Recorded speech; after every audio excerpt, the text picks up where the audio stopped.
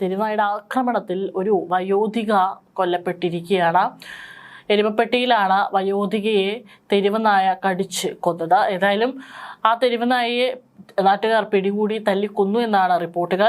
കടകോട് പഞ്ചായത്ത് അധികൃതർ നിയോഗിച്ച വന്യജീവി സംരക്ഷകരാണ് ഇന്ന് പുലർച്ചെ 1:30 നായയെ പിടികൂടിയത്. നായയ്ക്ക് പേവിഷബാധയുണ്ടോ എന്നറിയാൻ പരിശോധന നടത്തും. ഇന്നലെ വൈകിട്ട് 6:30 കിടപ്പ് രോഗിയായ കാർത്തിയായി 84 വയസ്സാണ് നായയുടെ ആക്രമണത്തിൽ കൊല്ലപ്പെട്ടത്.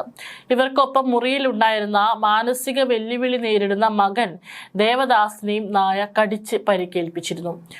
2 വർഷം മുമ്പ് വീണ് എല്ല് പൊട്ടിയതിനെ തുടർന്നാണ് കാർത്തിയായനി കിടപ്പിലായത്. ഇരുവർക്കും ഭക്ഷണവുമായി കാർത്തിയായനിയുടെ ഇളയ മകൻ മണികണ്ഠൻ എത്തിയപ്പോഴാണ് ചോര തളം കെട്ടിയ നിലയിൽ കാർത്തിയായനിയുടെ മൃതദേഹം കണ്ടത്. മുഖമടക്കം ശരീരമാസകലം വികൃതമാക്കപ്പെട്ട നിലയിലായിരുന്നു. ആശുപത്രിയിലേക്ക് കൊണ്ടുപോകാൻ ശ്രമിച്ചെങ്കിലും വയോധികയുടെ മരണം സംഭവിച്ചിരുന്നു.